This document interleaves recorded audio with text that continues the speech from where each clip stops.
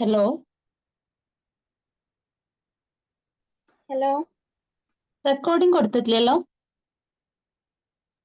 കൊടുത്തു. ആണോ? ഫസ്റ്റ് സ്ക്രീനിൽ ഒന്ന് സ്റ്റോപ്പ് ചെയ്തിട്ടേ സ്ക്രീനിൽ മറ്റേ നമ്മുടെ ഇത് വെക്കണ്ടേ, പോസ്റ്റർ.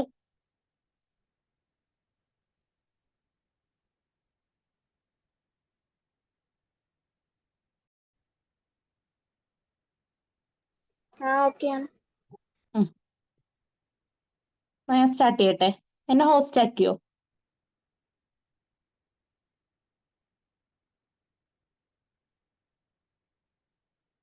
ആക്കിയിട്ടുണ്ട് കേട്ടോ.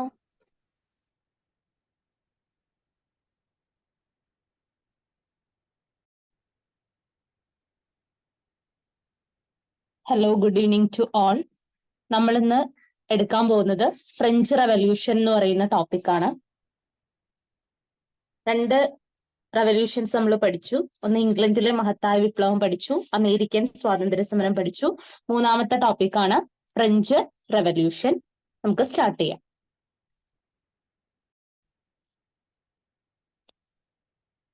അപ്പൊ ഫ്രഞ്ച് വിപ്ലവമാണ് നമ്മൾ ഇന്ന് പഠിക്കാനായിട്ട് പോകുന്നത്. എന്താണ് ഫ്രഞ്ച് വിപ്ലവം? എന്തൊക്കെയായിരുന്നു അവിടെ നടന്നത്? അതിന്റെ ഫലങ്ങൾ എന്തൊക്കെയായിരുന്നു? അതൊക്കെയാണ് നമ്മൾ നോട്ട് ചെയ്യേണ്ട പോയിന്റ്സ്. ഫ്രഞ്ച് വിപ്ലവം ഫ്രാൻസിലാണ് നടന്നത്. 17-18 നൂറ്റാണ്ടുകളിലായിട്ടാണ് ഇത് നടക്കുന്നത്. അവിടെ ഭരിച്ചിരുന്നത്, ആ കാലത്ത് അവിടെ ഭരണം നടത്തിയിരുന്ന ബൂർബൻ രാജാക്കന്മാരായിരുന്നു. അപ്പോ അത്തരം കാര്യങ്ങളൊക്കെ ഉണ്ട്. അപ്പൊ അതെന്നാണ് നമ്മൾ ഫ്രഞ്ച് വിപ്ലവം സ്റ്റാർട്ട് ചെയ്യുന്നത്. ആരാണ് അവിടെ ഭരിച്ചിരുന്നത്, ഭരിച്ച ആളുകളുടെ എന്ത് നയമാണ് വിപ്ലവത്തിലേക്ക് നയിച്ചത് എന്നൊക്കെ നമുക്ക് നോക്കാം. അപ്പൊ ആദ്യം തന്നെ കാണിക്കുന്നത് ചില പ്രസ്താവനകള് മുകളിൽ കൊടുത്തിട്ടുണ്ട്. ഒന്നാമത്തെ നോക്കാം. ലൂയി 14 ഒരു ഫ്രഞ്ച് ഭരണാധികാരിയായിരുന്നു ലൂയി 14. അദ്ദേഹത്തിന്റെ ഒരു പ്രസ്താവന നമുക്ക് നോക്കാം. ഞാനാണ് രാഷ്ട്രം. രാജാവിന്റെ അധികാരങ്ങളെല്ലാം ദൈവം നൽകിയതാണ്. അതിനാൽ രാജാവിനെ ചോദ്യം ചെയ്യാൻ ദൈവത്തിനു മാത്രമേ അധികാരമുള്ളൂ. ലൂയി 14 സ്റ്റേറ്റ്മെന്റ് ആണ്. വേറൊരു സ്റ്റേറ്റ്മെന്റ് നോക്കാം. ലൂയി 15. ലൂയി 14 ശേഷം വന്ന ഭരണാധികാരിയാണ് ലൂയി 15. എനിക്ക് ശേഷം പ്രളയം. ഈ ചോദ്യമൊക്കെ ചോദിച്ചിട്ടുള്ളതാണ്. എനിക്ക് ശേഷം പ്രളയം എന്ന് പറഞ്ഞ ഭരണാധികാരി ആരാണ്? ലൂയി 15 പറഞ്ഞത്. മേരി ആന്റോയിനറ്റിന്റെ സ്റ്റേറ്റ്മെന്റ് ആണ്. നിങ്ങൾക്ക് റൊട്ടിയില്ലെങ്കിൽ എന്താ, കേക്ക് തിന്നുകൂടെ? ഓക്കെ, ഈ സ്റ്റേറ്റ്മെന്റ്സ് ഒക്കെ എന്തിനെയാണ് കാണിക്കുന്നത്? ഫ്രാൻസിൽ നിലനിന്നിരുന്ന ഭരണം എങ്ങനെയായിരുന്നു എന്നതാണ് ഈ സ്റ്റേറ്റ്മെന്റ്സ് ഒക്കെ കാണിക്കുന്നത്. വേഴ്സായി കൊട്ടാരത്തിന്റെ ഒരു ചിത്രം തന്നിട്ടുണ്ട്. അതെന്ന് പറഞ്ഞാൽ അവിടെയാണ് ഈ രാജാക്കന്മാരൊക്കെ ജീവിച്ചിരുന്നത്. അവരുടെ അധികാര കേന്ദ്രമായിരുന്നു വേഴ്സായി കൊട്ടാരം. അതിന്റെ ചിത്രമാണ് കാണിച്ചിരിക്കുന്നത്. അപ്പൊ ഇതിൽ നിന്നൊക്കെ നമുക്ക് മനസ്സിലാക്കാൻ കഴിയുന്നത് അവിടെ ഒരു ഏകാധിപത്യ ഭരണമാണ് നിലനിന്നിരുന്നത്. ഭരണാധികാരികള് ധൂർത്ത ജീവിതമാണ് നയിച്ചിരുന്നത് എന്നൊക്കെയാണ് നമുക്കിവിടെ മനസ്സിലാക്കാൻ കഴിയുന്നത്. അതായത് ജനങ്ങളുടെ മേലെ ആധിപത്യം സ്ഥാപിച്ചുകൊണ്ടുള്ള ഒരു ഭരണമായിരുന്നു ആര് നടത്തിയിരുന്നത്? രാജാക്കന്മാര് നടത്തിയിരുന്നത്. ഇനി നമുക്ക് കണ്ടന്റിലേക്ക് പോകാം. 17-18 നൂറ്റാണ്ടുകളിൽ ഫ്രാൻസിന്റെ ഭരണം നിയന്ത്രിച്ചിരുന്നവരുടെ ചില പ്രസ്താവനകളും അവരുടെ അധികാര കേന്ദ്രമായ വേഴ്സായി കൊട്ടാരത്തിന്റെ ചിത്രവുമാണ് മുകളിൽ നൽകിയിരിക്കുന്നത്. ഇതിൽ നിന്ന് നമുക്ക് മനസ്സിലാക്കാൻ കഴിയുന്ന വിവരങ്ങള് ഒന്ന് എന്ന് പറയുന്നത് ഏകാധിപത്യ ഭരണമാണ് നിലനിന്നിരുന്നത്. അതായത് രാജാവ് ആധിപത്യം സ്ഥാപിച്ചുകൊണ്ടുള്ള ഒരു ഭരണമായിരുന്നു ഫ്രാൻസിൽ നിലനിന്നിരുന്നത്. രണ്ടാമത്തെ ഒരു പോയിന്റ് എന്ന് പറയുന്നത് ഭരണാധികാരികൾ ധൂർത്തന്മാരായിരുന്നു.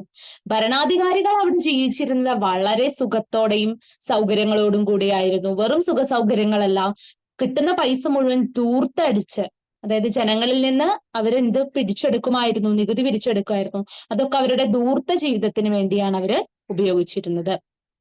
ഫ്രാൻസിൽ നിലനിന്നിരുന്ന ഭരണ സമ്പ്രദായത്തിനു കീഴിൽ ജനങ്ങളുടെ സ്ഥിതി എങ്ങനെയായിരുന്നിരിക്കാം?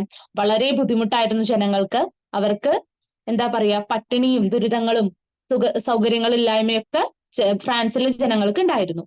അപ്പോ ഒരു 2 വരി തന്നിട്ടുണ്ട്. അത് എന്തിലേക്കാണ് വിരൽ ചൂണ്ടുന്നത്? ഫ്രാൻസിൽ 10-9 പേരും പട്ടിണി കൊണ്ട് മരിച്ചപ്പോൾ 10ാമത്തെ ആൾ ദഹനക്കേട്, അതായത് പറഞ്ഞ അജീർണം ബാധിച്ചാണ് മരിച്ചത്. അതായത് കുറെ പേര് പട്ടിണിയിലുണ്ട്, ജനങ്ങളൊക്കെ പട്ടിണിയിലാണ്. പക്ഷെ രാജാക്കന്മാരെ പോലെയുള്ള ആളുകൾ എന്താണ്, അജീർണം ബാധിച്ചാണ് മരിച്ചത്. അതായത് ഭക്ഷണം കഴിച്ച അധികമായിട്ടുള്ള മരണമായിരുന്നു. ഈ ഒരു സ്റ്റേറ്റ്മെന്റിൽ തന്നെ നമുക്ക് അന്ന് കാലത്ത് നിലനിന്നിരുന്ന ജീവിതം മനസ്സിലാക്കാം അല്ലെ. ഒരു കൂട്ടം, ഒരു രാജ്യത്തെ ആളുകൾ പല തട്ടിലായിട്ടാണ് ജീവിച്ചത്. ചിലര് വളരെ സുഖലോലുപതയിലും ചിലര് വളരെയധികം എന്താ പറയാ കഷ്ടപ്പാടുകളിലൂടെയാണ് ജീവിച്ചു പോകുന്നതെന്ന് മനസ്സിലാക്കാം. ഇതന്നെയാണ് ഫ്രഞ്ച് വിപ്ലവത്തിനുള്ള കാരണം, അതായത് ഫ്രഞ്ചിൽ സമരം നടക്കാനുള്ള കാരണത്തിലേക്ക് വഴിതെളിച്ചതും. നമ്മൾ ഇനി അത് കാണും. അപ്പൊ ഫ്രാൻസിലെ അന്നത്തെ സാഹചര്യം എന്തായിരുന്നു എന്ന് നമുക്ക് ആദ്യം നോക്കാം. ഫ്രാൻസിലെ ഭൂരിഭാഗം ജനങ്ങളും ദുരിതത്തിലായിരുന്നുവെന്നും ഭരണാധികാരികൾ ഉൾപ്പെട്ട ന്യൂനപക്ഷം ആഡംബരവും ധൂർത്തും നിറഞ്ഞ ജീവിതമാണ് നയിച്ചിരുന്നതെന്നും ഇതിൽ നിന്ന് മനസ്സിലാക്കാം. ഫ്രാൻസിലെ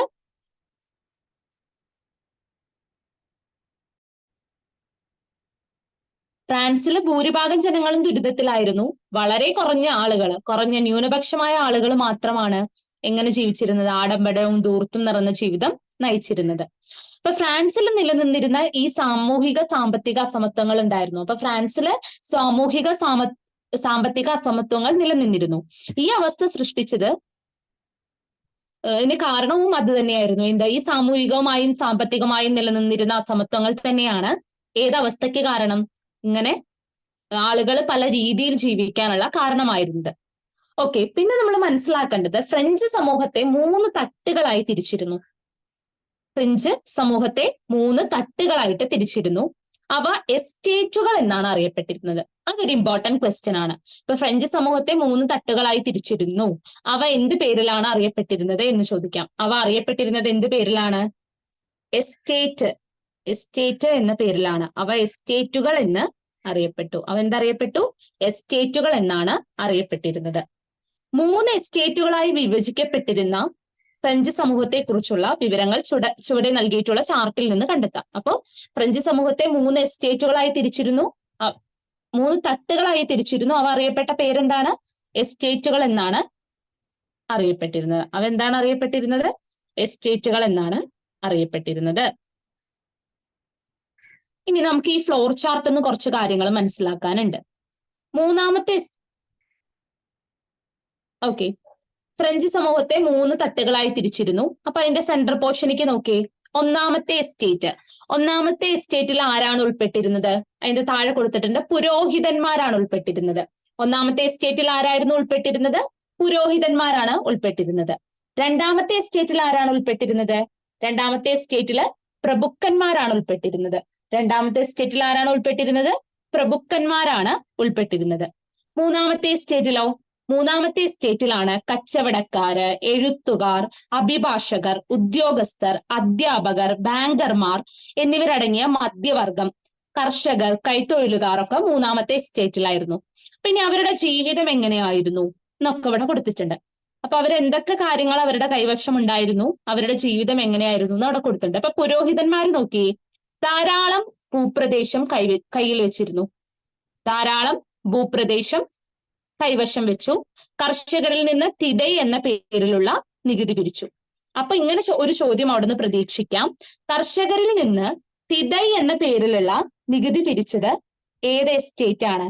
ഏത് തട്ടിലുള്ള ആളുകളാണ്? എസ്റ്റേറ്റിൽ. അപ്പൊ ഒന്നാമത്തെ എസ്റ്റേറ്റ് എന്ന് ഉത്തരം വരാം, അല്ലെങ്കിൽ എന്താണ്? പുരോഹിതന്മാർ. ഇനി ഇവരുടെ സാമൂഹിക ജീവിതം എങ്ങനെയായിരുന്നു? അവരെല്ലാ തരം നികുതികളിൽ നിന്നും ഒഴിവാക്കപ്പെട്ടിരുന്നു. അവരെന്താണ്? എല്ലാ തരം നികുതികളിൽ നിന്നും എന്ത് ചെയ്തിരുന്നു? ഒന്നാമത്തെ എസ്റ്റേറ്റ് എല്ലാ തരം നികുതികളിൽ നിന്നും ഒഴിവാക്കപ്പെട്ടിരുന്നു. ഭരണത്തിലെയും സൈന്യത്തിലെയും ഉയർന്ന പദവികൾ നിയന്ത്രിച്ചു. അപ്പൊ ഭരണത്തിലും അവർക്ക് ഉയർന്ന പദവിയാണ് ഉണ്ടായിരുന്നത്. അതുപോലെ സൈന്യം ഉണ്ടാവുമല്ലോ, ഒരു രാജ്യത്തെ സംരക്ഷിക്കാൻ ഒരു സൈന്യം ഉണ്ടാവും. ആ സൈന്യത്തിലെയും ഉയർന്ന പദവികൾ നിയന്ത്രിച്ചിരുന്നത് ആരായിരുന്നു? ഈ ഒന്നാമത്തെ എസ്റ്റേറ്റിലെ ആളുകളായിരുന്നു. അപ്പൊ അവര് പിരിച്ചിരുന്ന നികുതി എന്ത് പേരിലാണ് അറിയപ്പെട്ടിരുന്നത്? അവർ ആരിൽ നിന്നാണ് നികുതി പിരിച്ചിരുന്നത്? കർഷകരിൽ നിന്ന്. ആ നികുതി എന്ത് പേരിലാണ് അറിയപ്പെട്ടത്? ആ നികുതി തിദൈ എന്ന പേരിലാണ് അറിയപ്പെട്ടത്. ആ നികുതി എന്ത് പേരിലാണ് അറിയപ്പെട്ടത്? തിദൈ എന്ന പേരിലാണ് അറിയപ്പെട്ടിരുന്നത്. അടുത്ത എസ്റ്റേറ്റ് ആണ് രണ്ടാമത്തെ എസ്റ്റേറ്റ്. രണ്ടാമത്തെ എസ്റ്റേറ്റോ? രണ്ടാമത്തെ എസ്റ്റേറ്റിൽ ആരാണ് ഉൾപ്പെട്ടിരുന്നത്? പ്രഭുക്കന്മാരാണ് ഉൾപ്പെട്ടിരുന്നത്. രണ്ടാമത്തെ എസ്റ്റേറ്റിൽ ആരാണ് ഉൾപ്പെട്ടിരുന്നത്? പ്രഭുക്കന്മാര്. അവരെന്തൊക്കെ സേവനങ്ങളാ രാജ്യത്തിന് വേണ്ടി നടത്തിയത്? ഒന്നെന്ന് പറയുന്നത് സൈനിക സേവനം നടത്തി. ഒന്നാമത് എന്താ നടത്തിയത്? സൈനിക സേവനം നടത്തി. സൈന്യത്തിലൊക്കെ അവരുണ്ടായിരുന്നു. പിന്നെ കർഷകരിൽ നിന്ന് പലതരം നികുതികൾ പിരിച്ചു. ഒന്നാമത്തെ എസ്റ്റേറ്റിനെ പോലെ തന്നെ കർഷകരിൽ നിന്ന് എന്ത് ചെയ്തു? പലതരം നികുതികൾ പിരിച്ചു. വേതനം നൽകാതെ കർഷകരെ കൊണ്ട് പണിയെടുപ്പിച്ചു. പൈസയൊന്നും കൊടുക്കാതെ, കൂലി കൊടുക്കാതെ കർഷകരെ കൊണ്ട് എന്ത് ചെയ്തു? പണിയെടുപ്പിക്കുകയും ചെയ്തു. അങ്ങനെ ചെയ്തത് ആരാണ്? രണ്ടാമത്തെ എസ്റ്റേറ്റ്.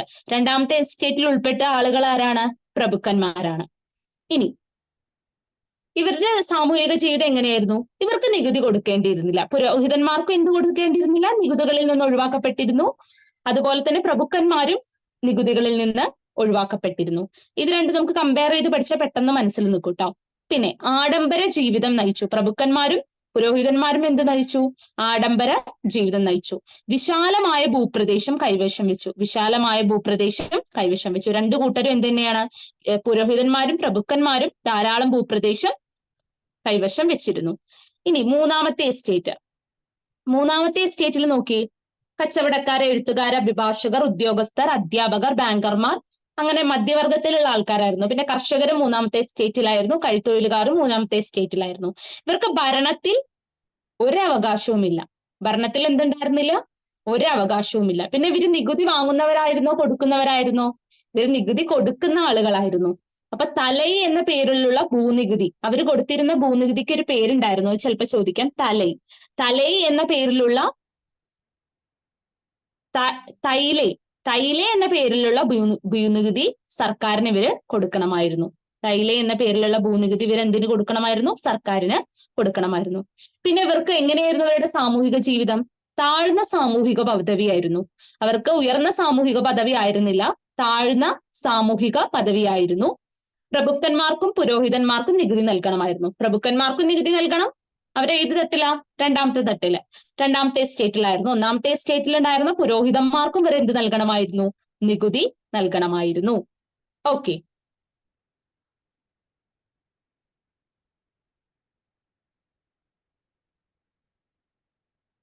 ഇനി ഇവിടെ കുറച്ച് ചാർട്ട് വിശകലനം ചെയ്ത് കുറച്ച് ഉത്തരം നൽകാനുള്ള ചോദ്യങ്ങൾ ഇവിടെ തന്നിട്ടുണ്ട്. നോക്കി. ഫ്രാൻസിൽ ഉയർന്ന സാമൂഹിക പദവിയും അവകാശങ്ങളും ആഡംബര ജീവിതവും നയിച്ചത് ഏത് വിഭാഗങ്ങളായിരുന്നു? ഒന്നാമത്തെ എസ്റ്റേറ്റും രണ്ടാമത്തെ എസ്റ്റേറ്റും, അതായത് പുരോഹിതന്മാരും അതുപോലെ പ്രഭുക്കന്മാരും. ഏറ്റവും കൂടുതൽ ജനവിഭാഗങ്ങൾ ഏത് എസ്റ്റേറ്റിലായിരുന്നു? മൂന്നാമത്തെ എസ്റ്റേറ്റിലായിരുന്നു. ഏറ്റവും കൂടുതൽ ജനവിഭാഗങ്ങൾ ഏത് എസ്റ്റേറ്റിലായിരുന്നു? മൂന്നാമത്തെ എസ്റ്റേറ്റിലായിരുന്നു. ജനങ്ങളെ ചൂഷണം ചെയ്ത് സമ്പത്ത് കൈവശപ്പെടുത്തിയത് ഏത് വിഭാഗമായിരുന്നു? പുരോഹിതന്മാര് അതുപോലെ തന്നെ പ്രഭുക്കന്മാരും. ഈ വ്യവസ്ഥ മാറണമെന്ന് ആഗ്രഹിച്ചത് ഏത് വിഭാഗങ്ങളായിരിക്കാം? ഈ അവസ്ഥ മാറണമെന്ന് ചിന്തിച്ചത് മൂന്നാമത്തെ എസ്റ്റേറ്റിലുള്ള ആളുകളായിരിക്കും ഈ അവസ്ഥ മാറണമെന്ന് വിചാരിച്ചത്. ഈ അവസ്ഥ മാറണമെന്ന് വിചാരിച്ചത് ആരായിരുന്നു? മൂന്നാമത്തെ എസ്റ്റേറ്റിലുള്ള ആളുകളായിരുന്നു അത് മാറണമെന്ന് വിചാരിച്ചിട്ടുണ്ടാവുക.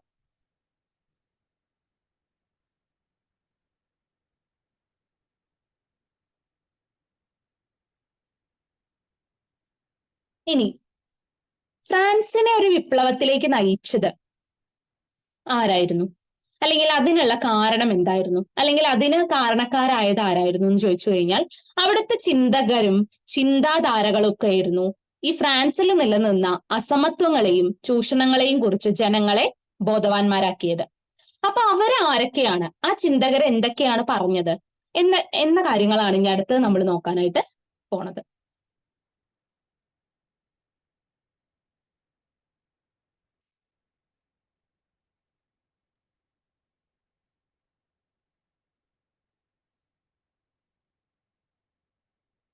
ഓക്കെ, ആ ചിന്തകരാണ് Voltaire, Rousseau and Montesquieu. Voltaire എന്താണ് ചെയ്തത്? പുരോഹിതന്മാരുടെ ചൂഷണത്തെ പരിഹസിച്ചു. പുരോഹിതന്മാരുടെ ചൂഷണത്തെ അദ്ദേഹം പരിഹസിച്ചു. യുക്തിചിന്ത, സമത്വം, മനുഷ്യസ്നേഹം എന്നിവ പ്രോത്സാഹിപ്പിച്ചു. ഇനി റൂസോ, സ്വതന്ത്രമായി ജനിക്കുന്ന മനുഷ്യൻ എവിടെയും ചങ്ങലയിലാണ് എന്ന പ്രസ്താവനയിലൂടെ സ്വാതന്ത്ര്യത്തിന്റെ പ്രാധാന്യം വ്യക്തമാക്കി. ജനങ്ങളാണ് പരമാധികാരി എന്ന് പ്രഖ്യാപിച്ചു. മൂന്നാമത്തെ ആളാണ് മോണ്ടസ്ക്യൂ. ജനാധിപത്യത്തിനെയും റിപ്പബ്ലിക്കിനെയും അദ്ദേഹം പ്രോത്സാഹിപ്പിച്ചു. ഗവൺമെന്റിനെ നിയമനിർമ്മാണം, കാര്യനിർവഹണം, നീതിന്യായം ഇപ്പോഴും നിലനിൽക്കുന്നത് തന്നെയാണ് ഇന്ത്യയിലടക്കം അല്ലെ. ഈ 3 വിഭാഗങ്ങളാണുള്ളത്. അങ്ങനെ ഗവൺമെന്റിനെ 3 വിഭാഗങ്ങളായി തിരിക്കണമെന്ന് അദ്ദേഹം വാദിച്ചു. മനസ്സിലായോ? അപ്പൊ ഇവരുടെ ഒരു ഇൻഫ്ലുവൻസ് കൊണ്ടാണ് ഫ്രാൻസിലത്തെ മൂന്നാമത്തെ എസ്റ്റേറ്റുകാർ ചിന്തിക്കാൻ തുടങ്ങിയത്. ഞങ്ങൾക്കും ഭരണത്തിൽ എന്ത് വേണം? അവകാശം വേണം. ഞങ്ങൾ ഇങ്ങനെ ചൂഷണം ചെയ്യപ്പെടേണ്ടവരല്ല, ഞങ്ങൾക്കും സമൂഹത്തിൽ മുന്നോട്ട് വരണമെന്നൊക്കെ ഫ്രാൻസിലെ ജനങ്ങൾ ചിന്തിക്കാൻ പ്രധാന കാരണം ഈ പുരോഹിതന്മാരാണ്. ഓക്കെ, അപ്പൊ ഈ കാര്യങ്ങളൊന്ന് ഓർമ്മയിൽ വെക്കണം. അടുത്തത്, മൂന്നാമത്തെ എസ്റ്റേറ്റിലെ ആൾക്കാർ എന്തൊക്കെയാണ് ചെയ്തത്? മൂന്നാം എസ്റ്റേറ്റ് മുന്നേറുന്നു. ഫ്രാൻസിൽ ഭരണം നടത്തിയ രാജാക്കന്മാരാരായിരുന്നു? ബൂർബൻ രാജാക്കന്മാരായിരുന്നു. ഫ്രാൻസിൽ ഭരണം നടത്തിയ രാജാക്കന്മാരാരായിരുന്നു?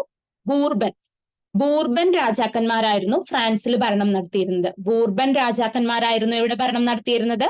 ഫ്രാൻസിൽ ഭരണം നടത്തിയിരുന്നത് ബൂർബൻ രാജാക്കന്മാരായിരുന്നു.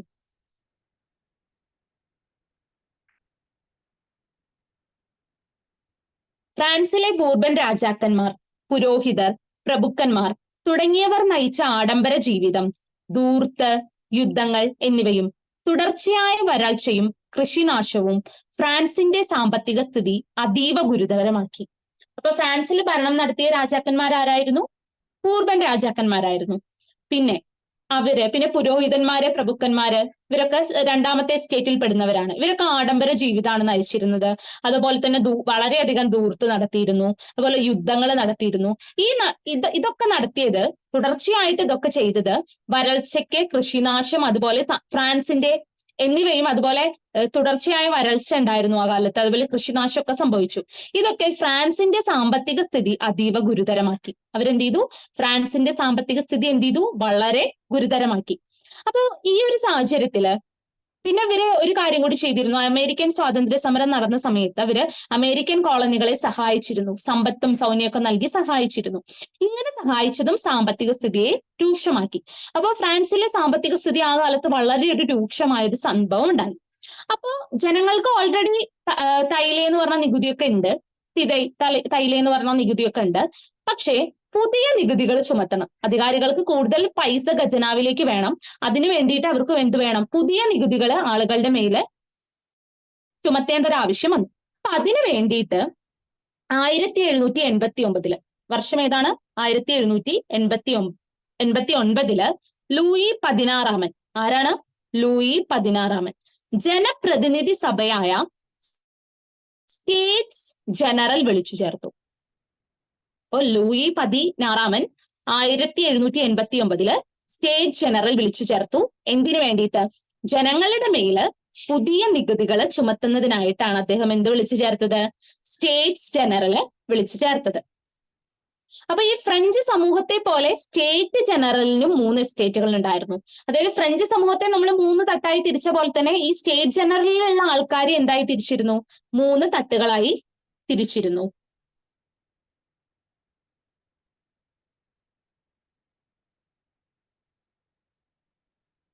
ഓരോ എസ്റ്റേറ്റിനും ഓരോ വോട്ട് മതിയെന്നും ഓരോ അംഗത്തിനും ഓരോ വോട്ട് വേണ്ട എന്നും രാജാവിനെ അനുകൂലിക്കുന്ന ആദ്യത്തെ 2 എസ്റ്റേറ്റുകൾ വാദിച്ചു. ഇതിന് കാരണം ഉണ്ടായിരുന്നു. അതായത് ഒന്നാമത്തെ എസ്റ്റേറ്റിൽ പുരോഹിതന്മാരാണ്, രണ്ടാമത്തെ എസ്റ്റേറ്റിൽ പ്രഭുക്കന്മാരാണ്. അവര് സ്റ്റേറ്റ് ജനറൽ വന്നപ്പോഴും അവരുടെ എണ്ണം എന്തായിരുന്നു? കുറവായിരുന്നു. എന്നാൽ മൂന്നാമത്തെ എസ്റ്റേറ്റിലാണ് അംഗങ്ങൾ എന്ത് ചെയ്തത്? കൂടുതൽ ഉണ്ടായിരുന്നത്. അതുകൊണ്ട് തന്നെ 1ഉം 2ഉം എസ്റ്റേറ്റുകൾ പറഞ്ഞു ഒരു എസ്റ്റേറ്റിന് എന്ത് മതി? ഒരു വോട്ട് മതി എന്ന് പറഞ്ഞു. കാരണം അല്ലാതെ ഓരോ അംഗത്തിനും ഓരോ വോട്ടാണെങ്കിൽ ആരേ ജയിക്കുള്ളൂ? മൂന്നാമത്തെ എസ്റ്റേറ്റേ ജയിക്കുള്ളൂ. അപ്പൊ ആദ്യത്തെ 2 എസ്റ്റേറ്റുകൾ മാത്രമേ രാജാവിനെ അനുകൂലിക്കുന്നുള്ളൂ. മൂന്നാമത്തെ എസ്റ്റേറ്റ് എന്തായാലും രാജാവിനെ അനുകൂലിക്കില്ല എന്ന് അറിയാമായിരുന്നു. ഓക്കെ, അപ്പൊ അവർ അതിനു വേണ്ടി ഇങ്ങനെ വാദിക്കുകയാണ്. എന്നാൽ 3 എസ്റ്റേറ്റുകളിലെയും ഓരോ അംഗത്തിനും ഓരോ വോട്ട് വേണമെന്നായിരുന്നു കോമൺസ് എന്നറിയപ്പെട്ട മൂന്നാമത്തെ എസ്റ്റേറ്റിന്റെ ആവശ്യം. അപ്പൊ മൂന്നാമത്തെ എസ്റ്റേറ്റ് എന്താണ് അറിയപ്പെട്ടിരുന്നത് എന്നൊരു ചോദ്യം വരാം. എന്താണ് അറിയപ്പെട്ടിരുന്നത്? കോമൺസ്. മൂന്നാമത്തെ എസ്റ്റേറ്റ് എന്താണ് അറിയപ്പെട്ടിരുന്നത്? കോമൺസ് എന്നാണ് അറിയപ്പെട്ടിരുന്നത്. മൂന്നാമത്തെ എസ്റ്റേറ്റ് കോമൺസ് എന്നാണ് അറിയപ്പെട്ടിരുന്നത്. വോട്ട് ചെയ്യുന്നതിലെ തർക്കം തുടരവേ മൂന്നാമത്തെ എസ്റ്റേറ്റിലെ അംഗങ്ങൾ തങ്ങളാണ് ഫ്രാൻസിലെ ദേശീയ അസംബ്ലി എന്ന് പ്രഖ്യാപിച്ചു. തങ്ങളാണ് ഫ്രാൻസിലെ ദേശീയ അസംബ്ലി എന്ന് പ്രഖ്യാപിച്ചു. എന്നിട്ട് അവരെന്ത് ചെയ്തു? അപ്പൊ ഇങ്ങനെ വോട്ട് ചെയ്യാൻ അങ്ങനെ തർക്കം നടക്കുകയാണ്. ഞങ്ങൾക്ക് ഓരോ വോട്ട് വേണം, അല്ല ഒരു എസ്റ്റേറ്റിന് ഒരു വോട്ട് മതി എന്ന് മറ്റു 2 എസ്റ്റേറ്റുകാരും പറയുമ്പോൾ ഇവര് പറഞ്ഞു ഞങ്ങളാണ് ഫ്രാൻസിലെ ദേശീയ അസംബ്ലി എന്ന് പറഞ്ഞ് പ്രഖ്യാപിച്ചു. എന്നിട്ട് അവർ അടുത്തുള്ള ടെന്നീസ് കോർട്ടിൽ സമ്മേളിച്ചു. ഇവർ അവിടുന്ന് പിരിഞ്ഞു പോയിട്ട് അവിടെ അടുത്തുള്ള ടെന്നീസ് കോർട്ടിൽ പോയിട്ട് സമ്മേളിച്ചു. എന്നിട്ട് അവർ പ്രതിജ്ഞ ചെയ്തു, അതിലുള്ള ആളുകൾ പ്രതിജ്ഞ ചെയ്തു, ഫ്രാൻസിനായിട്ട് ഒരു ഭരണഘടന തയ്യാറാക്കിയ ശേഷം മാത്രമേ പിരിയുകയുള്ളൂ എന്നവര് പ്രതിജ്ഞ ചെയ്തു. ഈ പ്രതിജ്ഞ ഒരു പേരിൽ അറിയപ്പെടുന്നുണ്ട്, ടെന്നീസ് കോർട്ട് പ്രതിജ്ഞ. അതായത് ടെന്നീസ് കോർട്ടിൽ വെച്ചിട്ടാണ് ഈ പ്രതിജ്ഞ നടക്കുന്നത്. 1789 നടക്കുന്നത്. കാരണം ഈ ജനറൽ വിളിച്ചു ചേർത്ത സമയത്താണല്ലോ 1789. അപ്പൊ ഈ പ്രതിജ്ഞ ടെന്നീസ് കോർട്ട് പ്രതിജ്ഞ എന്ന പേരിൽ അറിയപ്പെടുന്നു. എപ്പോഴാണ് നടന്നത്? ഏത് വർഷമാണ്? 1789. ഓക്കെ, തുടർന്ന് എന്തൊക്കെയാണ് സംഭവിച്ചതെന്ന് നമുക്ക് നോക്കാം. ഇംഗ്ലീഷിൽ ടെന്നീസ് കോർട്ട് ഓത്ത് എന്ന് പറയും കേട്ടോ. ഓക്കെ, തുടർന്ന് എന്താ സംഭവിച്ചത്? 1789 ജൂലൈ 14 നടന്നതാണ്. സ്വാതന്ത്ര്യം, സമത്വം, സാഹോദര്യം എന്നീ മുദ്രാവാക്യങ്ങൾ മുഴക്കിക്കൊണ്ട് വിപ്ലവകാരികൾ ബൂർബൻ രാജവാഴ്ചയുടെ പ്രതീകമായിരുന്ന ബാസ്റ്റിൽ ജയിൽ തകർത്തു. ഇതിനെ ഫ്രഞ്ച് വിപ്ലവത്തിന്റെ ആരംഭമായി കണക്കാക്കുന്നു. അപ്പൊ ഫ്രഞ്ച് വിപ്ലവത്തിന്റെ ആരംഭമായി കണക്കാക്കുന്ന സംഭവം എന്താണ്? ബാസ്റ്റിൽ ജയിൽ തകർത്തു. അപ്പോ ഫ്രഞ്ച് വിപ്ലവത്തിന്റെ ഭാഗമായിട്ട് ആളുകള് ഫ്രഞ്ച് ജനത ബാസ്റ്റിൽ ജയില് തകർത്തത് എന്നാണ് ചോദിക്കാം. 1789 ജൂലൈ 14 അവരുടെ മുദ്രാവാക്യം എന്തായിരുന്നു? സ്വാതന്ത്ര്യം, സമത്വം, സാഹോദര്യം, ലിബർട്ടി, ഇക്വാളിറ്റി, ഫ്രട്ടേണിറ്റി. ഓക്കെ, ഇനി 1789 ഓഗസ്റ്റ് 12 ദേശീയ അസംബ്ലി മനുഷ്യാവകാശ പ്രഖ്യാപനം പാസാക്കി. ഓഗസ്റ്റ് 12 ഒരേ വർഷമാണ്. ഓഗസ്റ്റ് 12 മനുഷ്യാവകാശ പ്രഖ്യാപനം പാസാക്കി. ഒക്ടോബറിൽ എന്താ നടന്നത്? പാരീസ് നഗരത്തിലെ ആയിരക്കണക്കിന് സ്ത്രീകൾ ഭക്ഷണം വേണമെന്ന മുദ്രാവാക്യമായി വേഴ്സായ് കൊട്ടാരത്തിലാണല്ലോ രാജാക്കന്മാരുള്ളത്, അങ്ങോട്ട് പ്രകടനം നടത്തി. പിന്നെ വർഷം ഒന്ന് മാറുന്നുണ്ട്, ശ്രദ്ധിക്കണം. 1792 ഒരു മൂന്നാമത്തെ വർഷം പുതുതായി രൂപീകരിച്ച ഭരണഘടനയനുസരിച്ച് തിരഞ്ഞെടുക്കപ്പെട്ട ദേശീയ കൺവെൻഷൻ ഫ്രാൻസിനെ ഒരു റിപ്പബ്ലിക്കായി പ്രഖ്യാപിച്ചു.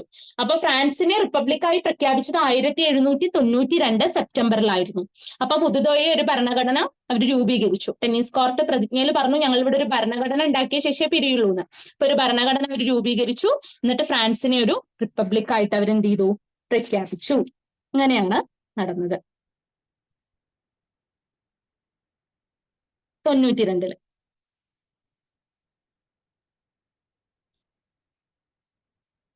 പിന്നീട് ഈ റിപ്പബ്ലിക്കായി പ്രഖ്യാപിച്ച ശേഷം അവിടെ അരങ്ങേറിയ ഒരു സംഭവമാണ് ഭീകരവാഴ്ച. അതായത് 1793 ജൂലൈയിൽ ഫ്രാൻസിന്റെ ആഭ്യന്തര കാര്യങ്ങൾ നിയന്ത്രിക്കുന്നതിനായി റോബിസ്പിയറുടെ നേതൃത്വത്തിൽ ഒരു പൊതു സുരക്ഷാ കമ്മിറ്റി രൂപീകരിച്ചു. മിറാബോ, ടാൻസൻ തുടങ്ങിയവർ ഇതിലെ അംഗങ്ങളായിരുന്നു. ശത്രുക്കളെന്നു തോന്നിയ എല്ലാവരെയും അവർ ഗില്ലറ്റിൻ എന്ന യന്ത്രം ഉപയോഗിച്ച് നിഷ്കരണം വധിച്ചു. നിരവധി പ്രഭുക്കന്മാരും പുരോഹിതന്മാരും ഇതിനിരയായി. ലൂയി 16 ഭാര്യ മേരി ആന്റോയിനറ്റും ഗില്ലറ്റിന് ഇരയായവരിൽ ഉൾപ്പെടുന്നു. അവസാനം റോബിസ്പിയറും ഗില്ലറ്റിന് ഇരയായി. 1794 ജൂലൈ വരെ നീണ്ടുനിന്ന ഈ ഭരണം ഭീകരവാഴ്ച എന്നറിയപ്പെടുന്നു. അതായത് ഭീകരവാഴ്ച ഇങ്ങനെ റിപ്പബ്ലിക്കായിട്ട് പ്രഖ്യാപിച്ച ശേഷവും അവിടെ ഒരു ഭീകരവാഴ്ച എന്ന് പറയുന്ന ഒരു സംഭവം 1793 ജൂലൈയില് തുടങ്ങിയിട്ട് 1794 ജൂലൈ വരെ നിലനിന്നിരുന്നു. അത് ഭീകരവാഴ്ച എന്ന് പറയുന്നത്. അതിൽ അവർക്ക് അതായത് ശത്രുക്കൾ എന്ന് തോന്നിയൊക്കെ കൊല്ലുക എന്നുള്ളൊരു നയമായിരുന്നു അദ്ദേഹം സ്വീകരിച്ചത്. അദ്ദേഹത്തിന്റെ പേര് റോബസ്പിയർ എന്നാണ്. അത്രയും കാര്യം അവിടെ ആലോചിക്കുക. അവിടുത്തെ അംഗങ്ങൾ ആരൊക്കെയാണ്? മിറാബോ, ഡാൻടൺ, ഇവരാണ് അംഗങ്ങള്. അതെന്നാണ് അവസാനിച്ചത്? അത്തരം കാര്യങ്ങൾ അവിടെ നോക്കിയാൽ മതിയാവും.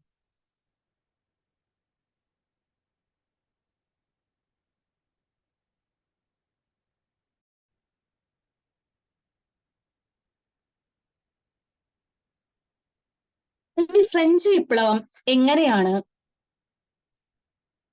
സ്വാധീനിച്ചത്, എങ്ങനെയാണ് മറ്റ് രാജ്യങ്ങളെ സ്വാധീനിച്ചത് എന്നാണ് നോക്കാൻ പോകുന്നത്. നോക്കി, ഇവിടെ ഒരു ചാർട്ട് കാണാം. പിൻകാലത്ത് ലോകത്തുണ്ടായ എല്ലാ വിപ്ലവങ്ങൾക്കും ഫ്രഞ്ച് വിപ്ലവം ആവേശം പകർന്നു. യൂറോപ്പിൽ ഫ്യൂഡൽ വ്യവസ്ഥയുടെയും അന്തം കുറയ്ക്കുകയും സ്വേച്ഛാധിപത്യ ഭരണകൂടങ്ങൾക്ക് ഭീഷണിയാകുകയും ചെയ്തു. രാജ്യമെന്നാൽ പ്രദേശമല്ല, രാജ്യത്തെ ജനങ്ങളാണെന്ന് പ്രഖ്യാപിച്ചു. ജനകീയ പരമാധികാരം എന്ന ആശയം മനുഷ്യരാശിക്ക് നൽകി. ദേശീയതയുടെ ആവിർഭാവത്തിന് വഴിയൊരുക്കി, മധ്യവർഗത്തിന്റെ വളർച്ചയെ സഹായിച്ചു, സ്വാതന്ത്ര്യം, സമത്വം, സാഹോദര്യം എന്ന ആശയത്തിന്റെ പ്രചരണം. അപ്പൊ ഇത് നമ്മൾ പഠിക്കേണ്ടത്, നമുക്ക് സ്റ്റേറ്റ്മെന്റ് ക്വസ്റ്റ്യൻസ് വരണ കാരണം ഇങ്ങനെയൊക്കെ ചോദ്യം വരാം. ഫ്രഞ്ച് വിപ്ലവത്തിന്റെ സ്വാധീനത്തിൽ പെടാത്ത കാര്യങ്ങൾ എന്തൊക്കെയാണ്, പെടുന്ന കാര്യങ്ങൾ എന്തൊക്കെയാണ്. അപ്പൊ ഈ പോയിന്റ്സ്, ഈ ഒരു 7 പോയിന്റും നമ്മൾ മനസ്സിൽ വെച്ചാൽ മാത്രമേ നമുക്ക് അതിന് കറക്റ്റ് ആയിട്ട് ഉത്തരം കൊടുക്കാൻ പറ്റുള്ളൂ. പറയാം, മറ്റ് രാജ്യത്ത് ഉണ്ടായ വിപ്ലവങ്ങളെയൊക്കെ സ്വാധീനിച്ചു. അതായത് പ്രതിഷേധിച്ചാൽ, നമ്മൾ സംഘമായി നിന്ന് പ്രതിഷേധിച്ചാൽ നമ്മുടെ അവകാശങ്ങൾ നമുക്ക് നേടിയെടുക്കാമെന്ന് ഫ്രഞ്ച് ജനത മറ്റ് നാടുകൾക്ക് കാണിച്ചു കൊടുത്തു. അതുപോലെ ഫ്യൂഡൽ വ്യവസ്ഥ അവസാനിപ്പിക്കാൻ കാരണമായി. രാജ്യം എന്നാൽ ഒരു പ്രദേശമല്ല, അവിടുത്തെ ജനങ്ങളാണ് ഒരു രാജ്യം ഇന്ന് ഫ്രഞ്ച് വിപ്ലവം പറഞ്ഞു. അതുപോലെ ജനങ്ങൾക്കാണ് പരമാധികാരം എന്ന് പറഞ്ഞു. ദേശീയതയുടെ ആവിർഭാവത്തിന് വഴിയൊരുക്കി. പിന്നെ മധ്യവർഗം താഴ്ന്നു കിടന്നിരുന്ന അവരുടെ വളർച്ചയ്ക്ക് സഹായിച്ചു. പിന്നെ അവർ ഏറ്റവും ഇമ്പോർട്ടന്റ് ആയ കാര്യം സ്വാതന്ത്ര്യം, സമത്വം, സാഹോദര്യം എന്ന ആശയം പ്രചരിപ്പിച്ചു. അതാണ് ഏറ്റവും വലിയ കാര്യം.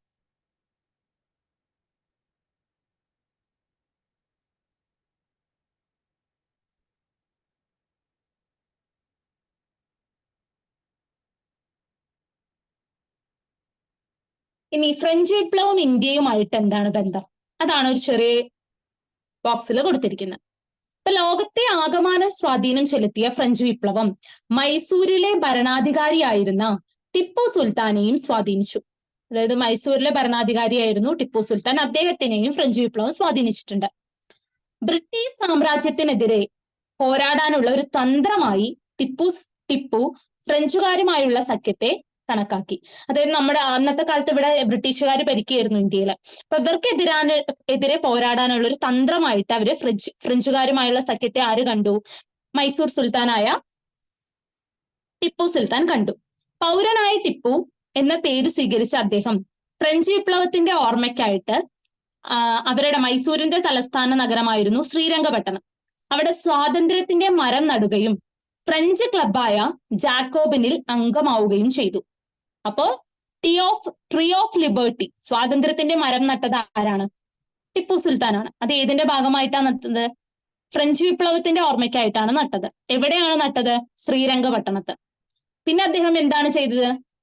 ഫ്രഞ്ച് ക്ലബായ ജാക്കോബിനിൽ അംഗമാവുകയും ചെയ്തു. അപ്പൊ ഫ്രഞ്ച് ക്ലബ് ഏതാ എന്നൊക്കെ ഒന്ന് ഓർത്ത് വെക്കുക. ജാക്കോബിൻ. ഏതായിരുന്നു?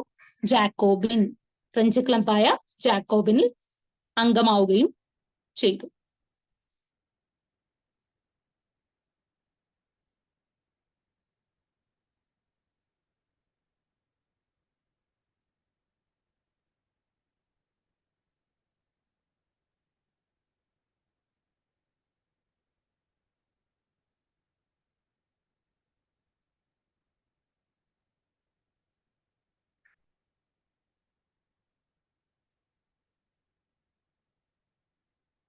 റൂസോയും മനുഷ്യാവകാശ പ്രഖ്യാപനവും.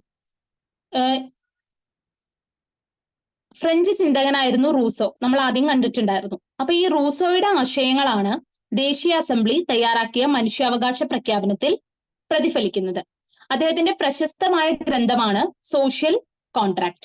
അപ്പൊ സോഷ്യൽ കോൺട്രാക്ട് എഴുതിയത് ആരാണ് എന്ന് ചോദിക്കാറുണ്ട്. റൂസോ ആണ്. ഭരിക്കുന്നവരും ഭരിക്കപ്പെടുന്നവരും തമ്മിലുള്ള ഒരു സാമൂഹിക ഉടമ്പടിയുടെ ഫലമാണ് ഭരണകൂടം എന്ന് അദ്ദേഹം അഭിപ്രായപ്പെട്ടു. അപ്പൊ ഭരിക്കുന്നവരും ഭരിക്കപ്പെടുന്നവരും തമ്മിലുള്ള സാമൂഹിക ഉടമ്പടിയുടെ ഫലമാണ് ഭരണകൂടം എന്ന് അഭിപ്രായപ്പെട്ടത് ആരാണ്? റൂസോ ആണ്. സോഷ്യൽ കോൺട്രാക്ട് എന്ന ഗ്രന്ഥം എഴുതിയത് ആരാണ്? റൂസോ ആണ്. അദ്ദേഹത്തിന്റെ ആശയങ്ങളാണ് എന്തായിട്ട് വന്നത്? മനുഷ്യാവകാശ പ്രഖ്യാപനമായിട്ട് വന്നത്. നമുക്ക് ആ മനുഷ്യാവകാശ പ്രഖ്യാപനം ഉണ്ട് ടെക്സ്റ്റില്, ഒന്ന് നോക്കാം. ഓക്കെ. സ്വതന്ത്രനായി ജനിക്കുന്ന മനുഷ്യൻ തുല്യ അവകാശങ്ങളോടെ സ്വതന്ത്രനായി ജീവിക്കുന്നു. എല്ലാ രാഷ്ട്രീയ കൂട്ടായ്മയുടെയും ലക്ഷ്യം മനുഷ്യന്റെ സ്വാഭാവികവും അവിഭാജ്യവുമായ അവകാശങ്ങൾ സംരക്ഷിക്കുക എന്നതാണ്. അവ സ്വാതന്ത്ര്യം, സ്വത്ത്, സുരക്ഷിതത്വം, അടിച്ചമർത്തലുകളെ ചെറുക്കൽ എന്നിവയ്ക്കുള്ള അവകാശമാണ്. എല്ലാ പരമാധികാരവും രാഷ്ട്രത്തിൽ കുടികൊള്ളുന്നു. മറ്റുള്ളവർക്ക് ഹാനികരമല്ലാത്ത പ്രവർത്തനങ്ങൾ നടത്താനുള്ള അധികാരമാണ് സ്വാതന്ത്ര്യത്തിലുള്ളത്. സമൂഹത്തിന് ഹാനികരമാകുന്ന പ്രവർത്തനങ്ങളെ വിലക്കാനുള്ള അവകാശം മാത്രമേ നിയമത്തിനുള്ളൂ. അപ്പൊ ഇതാണ് മനുഷ്യാവകാശ പ്രഖ്യാപനത്തിലുള്ളത്. ഇത് ജസ്റ്റ് അറിയാൻ വേണ്ടി വായിച്ചു എന്നേ ഉള്ളൂ, ജസ്റ്റ് വായിച്ചാൽ മതി. ആരുടെ ആശയങ്ങളായിരുന്നു മനുഷ്യാവകാശ പ്രഖ്യാപനത്തിൽ ഉൾപ്പെടുത്തിയിരുന്നത്? റൂസോയുടെ ആശയങ്ങളായിരുന്നു. സോഷ്യൽ കോൺട്രാക്ട് എന്ന ഗ്രന്ഥം എഴുതിയത് ആരാണ്? റൂസോ ആണ്. ഭരിക്കുന്നവരും ഭരിക്കപ്പെടുന്നവരും തമ്മിലുള്ള ഒരു സാമൂഹിക ഉടമ്പടിയുടെ ഫലമാണ് ഭരണകൂടം എന്ന് അഭിപ്രായപ്പെട്ടത് ആരാണ്? അതും റൂസോ ആണ്. ഇനി അടുത്തത് നെപ്പോളിയനും ഫ്രഞ്ച് വിപ്ലവവും. നെപ്പോളിയനും ഫ്രഞ്ച് വിപ്ലവവും. മഹത്തായ ലക്ഷ്യങ്ങൾക്കായി വിപ്ലവം നടത്തിയ ഫ്രഞ്ച് ജനതയ്ക്ക് കുറച്ചുകാലം നെപ്പോളിയൻ ബോണാപ്പാർട്ടിന്റെ ഏകാധിപത്യ ഭരണത്തിന് കീഴിൽ കഴിയേണ്ടി വന്നു. അതായത് നെപ്പോളിയനും ഫ്രഞ്ച് വിപ്ലവവുമായിട്ട് ബന്ധമുണ്ട്.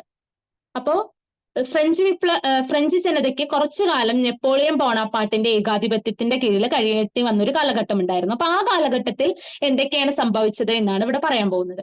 അപ്പൊ ഫ്രഞ്ച് വിപ്ലവാനന്തരം ബ്രിട്ടന്റെ നേതൃത്വത്തിൽ ഫ്രാൻസിനെതിരായി രൂപീകരിക്കപ്പെട്ട യൂറോപ്യൻ സഖ്യത്തെ നേരിട്ട് വിജയം വരിക്കുന്നതിൽ സുപ്രധാന പങ്കുവഹിച്ചത് നെപ്പോളിയൻ ആയിരുന്നു. അപ്പോ ഫ്രഞ്ച് വിപ്ലവം കഴിഞ്ഞു. അപ്പൊ ബ്രിട്ടന്റെ നേതൃത്വത്തിൽ ഫ്രാൻസിനെതിരായിട്ട് ഒരു യൂറോപ്യൻ സഖ്യം രൂപം കൊണ്ടു. അപ്പൊ അവരെ നേരിട്ടത് നെപ്പോളിയൻ ആയിരുന്നു. എന്നിട്ട് അദ്ദേഹം വിജയിക്കുകയും ചെയ്തു.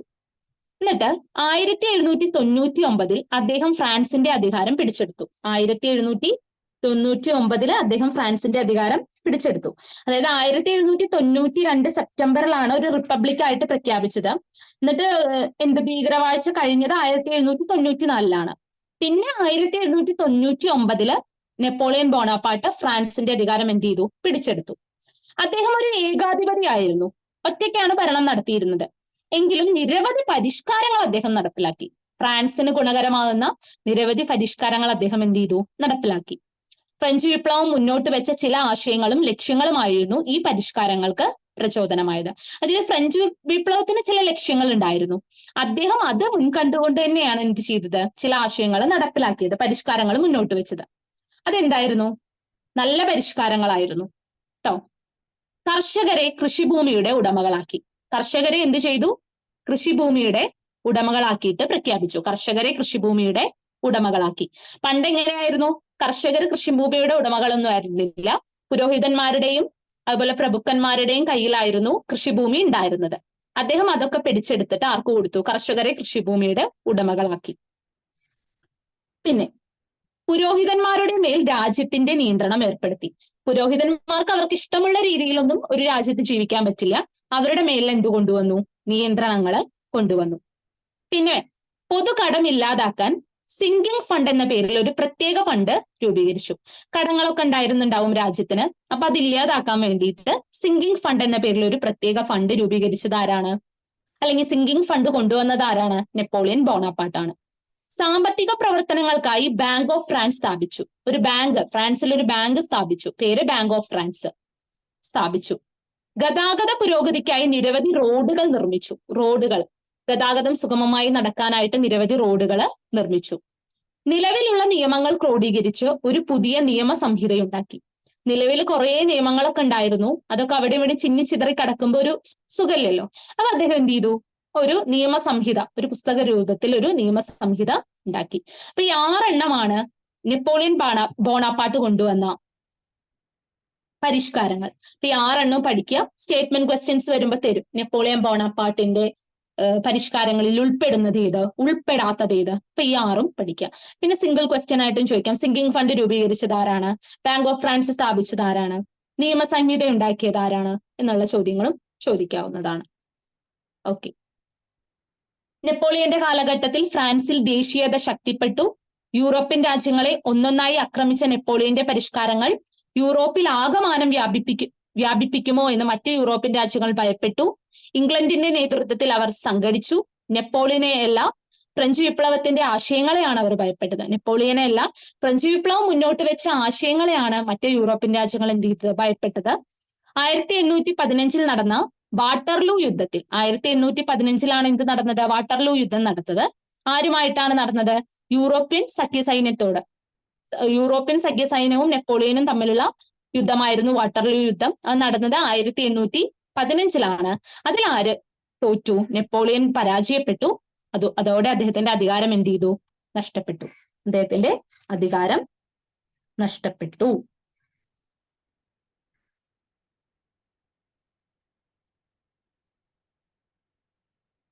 അപ്പൊ ഫ്രഞ്ച് വിപ്ലവം മുന്നോട്ട് വെച്ച ആശയങ്ങൾ എന്തായിരുന്നു? മധ്യവർഗത്തിന്റെ ഉയർച്ച, ഫ്യൂഡലിസത്തിന്റെ അന്ത്യം, ദേശീയത. നെപ്പോളിയന്റെ പരിഷ്കാരങ്ങളും നയങ്ങളും നമ്മളിപ്പോ കണ്ടതാണ്. ഈ 6 പരിഷ്കാരങ്ങൾ. ദേശീയത ശക്തിപ്പെട്ടു നെപ്പോളിയന്റെ കാലഘട്ടത്തിൽ. അപ്പൊ ഇത്രയാണ് നമുക്ക് ഏതിനെ കുറിച്ച് പറയാനുള്ളത്? ഇത്രയാണ് നമുക്ക് ഫ്രഞ്ച് വിപ്ലവവുമായിട്ട് ബന്ധപ്പെട്ട് പറയാനുള്ളത്. ഓടിച്ചു നോക്കിയാൽ 3 എസ്റ്റേറ്റുകൾ ഉണ്ടായിരുന്നു. മൂന്നാമത്തെ എസ്റ്റേറ്റിന്റെ ജീവിത സാഹചര്യങ്ങൾ വളരെ പരിതാപകരമായിരുന്നു. അപ്പൊ അവിടുത്തെ എന്താ പറയാ, ചിന്തകന്മാരുടെ ആശയങ്ങൾ അവർക്കതിനെതിരായി പോരാടാൻ വേണ്ടി അവരെ മോട്ടിവേറ്റ് ചെയ്തു. അങ്ങനത്തെ മൂന്നാമത്തെ എസ്റ്റേറ്റ് അവിടെ മുന്നേറാൻ തുടങ്ങി. അവരെന്ത് നടത്തി? ടെന്നീസ് കോർട്ട് പ്രതിജ്ഞ നടത്തി, ബാസ്റ്റിൽ ജയില് തകർത്തു, അങ്ങനെ ഒരു മനുഷ്യാവകാശ പ്രഖ്യാപനമൊക്കെ നടത്തി. അതൊക്കെ നടത്തിയെങ്കിലും കുറച്ചു കാലം അവിടെ ഭീകരവാഴ്ച എന്ന് പറയുന്ന ഒരു സംഭവം ഫ്രാൻസിൽ നിലനിന്നു. അതിനുശേഷം ഫ്രാൻസില് നെപ്പോളിയൻ ഫ്രാൻസിനെ കുറച്ചു കാലം ഭരിച്ചു. അദ്ദേഹം വാട്ടർലൂ യുദ്ധത്തില് യൂറോപ്യൻ സൈന്യത്തോട് പരാജയപ്പെട്ടു. ഓക്കെ, ഇത്രയും കാര്യങ്ങളാണ് ബ്രീഫായിട്ട് പറഞ്ഞാൽ നമുക്ക് എന്ത് ചെയ്യുള്ളത്? ഫ്രഞ്ച് വിപ്ലവത്തിനെ കുറിച്ച് പറയാനുള്ളത്. അപ്പൊ ഇത്രയൊക്കെ കാര്യങ്ങളാണ് ഫ്രഞ്ച് വിപ്ലവത്തിന്റെ ഉള്ളത്.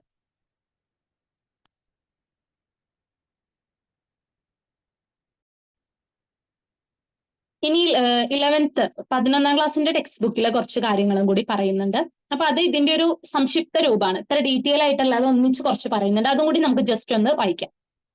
ഫ്രഞ്ച് വിപ്ലവം രാഷ്ട്രീയ സ്വേച്ഛാധിപത്യത്തിനെതിരെ സാമൂഹിക സമത്വത്തിന് വേണ്ടിയുള്ള ഒരു പോരാട്ടമായിരുന്നു 1789 ഫ്രഞ്ച് വിപ്ലവം. സ്വാതന്ത്ര്യം, സമത്വം, സാഹോദര്യം എന്നിവയായിരുന്നു വിപ്ലവത്തിന്റെ പ്രധാന മുദ്രാവാക്യങ്ങൾ. ഫ്രാൻസിലുണ്ടായ മാറ്റങ്ങൾ ഒരളവോളം മറ്റെല്ലാ യൂറോപ്യൻ രാജ്യങ്ങളെയും സ്വാധീനിച്ചു. ഫ്രാൻസ് ഭരിച്ചിരുന്ന ബൂർബൻ രാജാക്കന്മാരുടെ സ്വേച്ഛാധിപത്യ നടപടികളും സാമൂഹിക അസമത്വങ്ങളും ഈ വിപ്ലവത്തിന് കളമൊരുക്കി. ജനങ്ങളുടെ അഭിപ്രായത്തിന് ഇവർ യാതൊരു വിലയും കൽപ്പിച്ചില്ല. ലൂയി 14 കാലത്തോടെയാണ് ഫ്രാൻസിൽ അനിയന്ത്രിത രാജവാഴ്ച ഉച്ചസ്ഥായിലായത്. അന്നത്തെ ഫ്രഞ്ച് ജനതയെ 3ആയി തരംതിരിച്ചിരുന്നു. നമ്മൾ പറഞ്ഞ കാര്യങ്ങളാണ്. വൈദിക വിഭാഗവും പുരോഹിതന്മാരും 1ാം എസ്റ്റേറ്റ് എന്നും, പ്രഭുക്കന്മാരും ഭരണവുമായി ബന്ധപ്പെട്ട മറ്റുള്ളവരും ഭൂവുടമകളും 2ാം എസ്റ്റേറ്റ് എന്നും വേർതിരിക്കപ്പെട്ടു. ഇവരെ നികുതി ഭാരങ്ങളിൽ നിന്നും എന്നേക്കുമായി ഒഴിവാക്കിയിരുന്നു. യാതൊരു അവകാശങ്ങളും ഇല്ലായിരുന്ന കർഷകരും പട്ടിണിപ്പാവങ്ങളും അടങ്ങുന്നതായിരുന്നു ഫ്രാൻസിലെ 3ാമത്തെ എസ്റ്റേറ്റ്. രാജ്യത്തിന് ആവശ്യമായ നികുതി ഭാരം മുഴുവനും ചുമത്തിയിരുന്നത് ഇവരുടെ മേലിലായിരുന്നു. ഫ്യൂഡൽ ആശയത്തെ മുറുകെ പിടിച്ചുകൊണ്ടായിരുന്നു ഫ്രഞ്ച് ഭരണാധികാരികൾ രാജാധികാരം നിലനിർത്തിയിരുന്നത്. ഞാണാനു രാഷ്ട്രം എന്ന ലൂയി 14 കുപ്രസിദ്ധ വചനം ഈ ആശയത്തിന്റെ ശക്തമായ പ്രതിഫലനങ്ങളാണ്. ഫ്രഞ്ച് പാർലമെന്റായ എസ്റ്റേറ്റ് ജനറൽ 1614 ശേഷം വിളിച്ചു കൂട്ടിയിരുന്നില്ല. നമ്മൾ പറഞ്ഞില്ലേ, എസ്റ്റേറ്റ് ജനറല് പിന്നെ വിളിച്ചു ചേർക്കുന്നത് ഏത് വർഷമാണ്? 1789 1614 വിളിച്ചു ചേർത്തിട്ട് പിന്നെ വിളിച്ചു ചേർക്കുന്നത് 1789 പുതിയ നികുതികൾ ചുമത്താൻ വേണ്ടിയായിരുന്നു. ഫ്രാൻസിലെ നിയമങ്ങൾ അനീതി നിറഞ്ഞതും ക്രൂരവുമായിരുന്നു. ഓക്കെ, അപ്പൊ അതായിരുന്നു ഫ്രാൻസിലെ ഒരു സാഹചര്യം. പിന്നെ തത്വചിന്തകന്മാരെ എന്നിങ്ങനെയാണ് സ്വാധീനം നടത്തിയത്? നമ്മൾ പറഞ്ഞു, വോൾട്ടയർ, മൊണ്ടസ്ക്യൂ, റൂസോ. അതൊന്നിവിടെ ചെറുതാക്കി ഒന്നും കൂടെ പറയുന്നുണ്ട്. ഫ്രഞ്ച് വിപ്ലവത്തിന് ശക്തി പകർന്ന ചിന്തകന്മാരെയും അവരുടെ ആശയങ്ങളെയും പരിചയപ്പെടാം. വോൾട്ടയർ ശക്തവും ജനക്ഷേമപരവുമായ സ്വേച്ഛാധിപത്യത്തിനു വേണ്ടി വാദിച്ചു. മൊണ്ടസ്ക്യൂ നിയന്ത്രിത രാജവാഴ്ചയെ അനുകൂലിച്ചു. റൂസോ എന്താ പറഞ്ഞത്? സോഷ്യൽ കോൺട്രാക്ട് എഴുതിയത് റൂസോ ആണ്, നമ്മൾ ഓൾറെഡി പറഞ്ഞു. രാജാധികാരം ദൈവദത്തമാണെന്ന വാദം റൂസോ തിരസ്കരിച്ചു. മനുഷ്യൻ സ്വതന്ത്രനായി ജനിക്കുന്നു, എന്നാൽ എവിടെയും അവൻ ചങ്ങലയിലാണ്. അങ്ങനെയാണ് ആര് പറഞ്ഞത്? റൂസോ പറഞ്ഞത്. അപ്പൊ ജനക്ഷേമപരമായ സ്വേച്ഛാധിപത്യത്തിന് വേണ്ടിയിട്ടാണ് ആര് വാദിച്ചത്? വോൾട്ടയർ വാദിച്ചത്. മൊണ്ടസ്ക്യോ നിയന്ത്രിത രാജവാഴ്ചയെ അനുകൂലിച്ചു. പക്ഷേ റൂസോ പറഞ്ഞത് രാജാധികാരം ദൈവദത്തമാണെന്ന വാദം റൂസോ തിരസ്കരിക്കുകയാണ് ചെയ്തത്. മനുഷ്യൻ സ്വതന്ത്രനായി ജനിക്കുന്നു, എന്നാൽ എവിടെയും അവൻ ചങ്ങലയിലാണ്.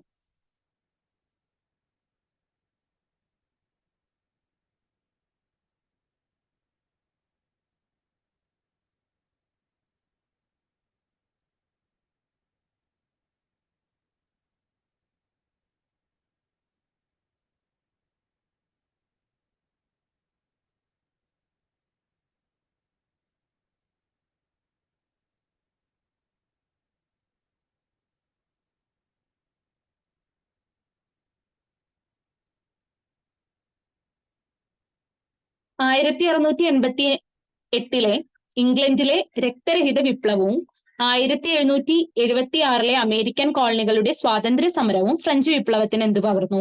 ആവേശം പകർന്നു. ഓക്കെ, ഫ്രഞ്ച് പാർലമെന്റായ സ്റ്റേറ്റ്സ് ജനറൽ വിളിച്ചുകൂട്ടിയത് വിപ്ലവത്തിന് തുടക്കം കുറിച്ചു. നമുക്കറിയാം അല്ലെ, നമ്മൾ ഓൾറെഡി കണ്ടതാണ്. സ്റ്റേറ്റ് ജനറലിലെ 1ഉം 2ഉം എസ്റ്റേറ്റുകൾ തങ്ങളെ പരാജയപ്പെടുത്തുമെന്ന് മനസ്സിലാക്കിയ മൂന്നാമത്തെ എസ്റ്റേറ്റ് ദേശീയ അസംബ്ലി എന്ന് സ്വയം നാമകരണം ചെയ്ത് അടുത്തുള്ള ടെന്നീസ് കോർട്ടിൽ സമ്മേളിക്കുകയും ഈ അസമത്വങ്ങൾക്കെതിരെ പോരാടാൻ ദൃഢപ്രതിജ്ഞ എടുക്കുകയും ചെയ്തു. ഈ സംഭവത്തിനെ ടെന്നീസ് കോർട്ട് പ്രതിജ്ഞ എന്ന് അറിയപ്പെടുന്നു. കുറെ നാളുകൾക്ക് ശേഷം രാജാവ് പ്രതിനിധികളുടെ ആവശ്യത്തിന് കീഴടങ്ങുകയും ദേശീയ സഭയെ അംഗീകരിക്കുകയും ചെയ്തു. എന്നാൽ ഫ്രാൻസിലെ ദേശീയ അസംബ്ലിയെ തകർക്കാനുള്ള ശ്രമത്തിനെതിരെ ജനങ്ങൾ സംഘടിച്ചു. ഏകാധിപത്യത്തിന്റെ പ്രതീകമായി കരുതിയിരുന്ന ബാസ്റ്റിൽ കോട്ട ഇവർ ആക്രമിക്കുകയും തടവുകാരെ മോചിപ്പിക്കുകയും ചെയ്തു. വിപ്ലവം ക്രമേണ രക്തരൂക്ഷിതമാകാൻ തുടങ്ങിയതോടെ ഗദ്യതരമില്ലാതെ അന്നത്തെ രാജാവായ ലൂയി 16 കീഴടങ്ങി. അപ്പൊ അദ്ദേഹം ബാസ്റ്റിൽ കോട്ട തകർത്തപ്പോൾ ഭരണാധികാരികൾ പേടിച്ചിട്ട് രാജാവ് ലൂയി 16 കീഴടങ്ങി. ദേശീയ അസംബ്ലി നിരവധി പരിഷ്കാരങ്ങൾക്ക് തുടക്കം കുറിച്ചു. ഇവയിൽ ഏറ്റവും പ്രധാനപ്പെട്ടതായിരുന്നു എന്ത്? മനുഷ്യാവകാശ പ്രഖ്യാപനം. അത് നടന്നത് എന്നാണ്? 1789 ഓഗസ്റ്റ് 12. നമ്മൾ മുന്നത്തെ ടെക്സ്റ്റിൽ കണ്ടിരുന്നു. ഇനി അതിന്റെ ഫലങ്ങൾ എന്തൊക്കെയായിരുന്നു? ഫ്രഞ്ച് വിപ്ലവത്തിന്റെ ഫലമായിട്ട് മനുഷ്യാവകാശ പ്രഖ്യാപനം നടന്നു. സ്വാതന്ത്ര്യം, സമത്വം, സാഹോദര്യം തുടങ്ങിയ ആശയങ്ങൾക്ക് പ്രാധാന്യം ലഭിച്ചു. നമ്മളൊരു ഫ്ലോ ചാർട്ട് പോലെ അവിടെ കണ്ടില്ലേ, ഒരു ഡയഗ്രാം. ദേശീയതയുടെ വളർച്ചയ്ക്ക് കാരണമായി. ആധുനിക ജനാധിപത്യ ഭരണത്തിന് അടിത്തറയിട്ടു. നെപ്പോളിയൻ ബോണാപ്പാർട്ട് ഫ്രാൻസില് അധികാരത്തിൽ വന്നു. രാജാധികാരം ദൈവദത്തമാണെന്ന സിദ്ധാന്തത്തിന് അന്ത്യം കുറിച്ചു. പിന്നുണ്ടായത് നെപ്പോളിയൻ ബോണാപ്പാർട്ടിന്റെ കാര്യങ്ങൾ നമ്മൾ ഓൾറെഡി പറഞ്ഞതാണ്.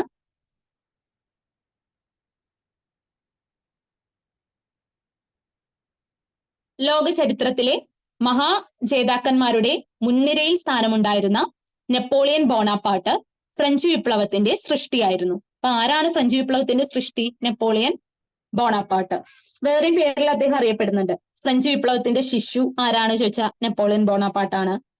ആധുനിക ഫ്രാൻസിന്റെ ശില്പി ആരാന്ന് ചോദിച്ചാൽ നെപ്പോളിയൻ ബോണാപ്പാർട്ടാണ്. ഇതൊക്കെ ക്വസ്റ്റ്യൻസ് ആണ് കേട്ടോ. കോർസിക്കയിൽ ജനിച്ച് പാരീസിലെ മിലിറ്ററി അക്കാഡമിയിൽ വിദ്യാഭ്യാസം നേടിയ നെപ്പോളിയൻ വളരെ ചെറുപ്പത്തിൽ തന്നെ ഫ്രഞ്ച് സൈന്യത്തിൽ ഒരു ഉദ്യോഗസ്ഥനായി ചേർന്നു. പടിപടിയായി തന്റെ അധികാരം ഉറപ്പിച്ച നെപ്പോളിയൻ 1799 നിലവിൽ അധികാരത്തിലിരുന്ന 5 അംഗങ്ങളുടെ ഒരു ഡയറക്ടറിയെ പുറത്താക്കുകയും തൽസ്ഥാനത്ത് ഒരു കോൺസുലേറ്റ് സ്ഥാപിക്കുകയും ചെയ്തു.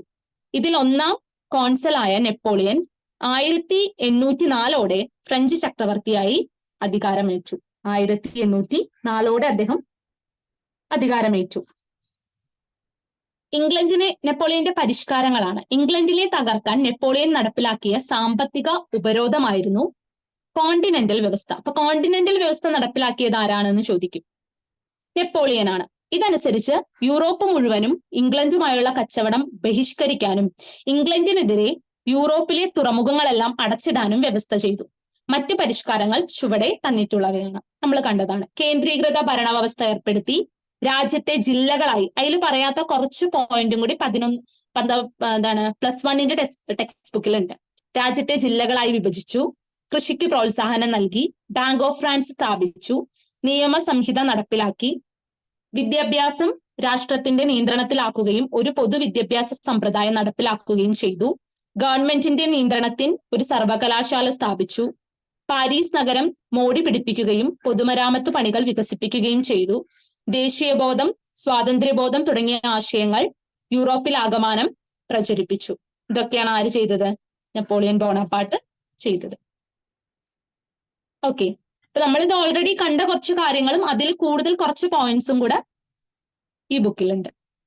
അതായത് ഇപ്പോ കോണ്ടിനെന്റൽ വ്യവസ്ഥ നടപ്പിലാക്കിയ കാര്യമൊക്കെ മറ്റേ ടെക്സ്റ്റിൽ ഇല്ലാത്തതാണ്. അപ്പൊ അതും കൂടി ഒന്ന് എന്ത് ചെയ്യാം, ഓർത്ത് വെക്കാം. അപ്പൊ ഇത്രയാണ് എന്തിലുള്ളത്, നമുക്ക് ഫ്രഞ്ച് വിപ്ലവത്തെ കുറിച്ച് പഠിക്കാനുള്ളത്. അപ്പൊ ഇത്രയും കാര്യങ്ങൾ ഓർക്കുക. ഒന്നും കൂടി വായിച്ച് പോയിന്റ്സ് നന്നായിട്ട് മനസ്സിലാക്കി വെക്കാം. ഇതൊക്കെയാണ് ഫ്രഞ്ച് വിപ്ലവത്തെ പറ്റിയിട്ട് പറയാനുള്ള കാര്യങ്ങൾ. അപ്പൊ താങ്ക് യു. ഇത് നന്നായി വായിച്ച് നോട്ട്സ് എഴുതി വെക്കുക കേട്ടോ. Thank you so much.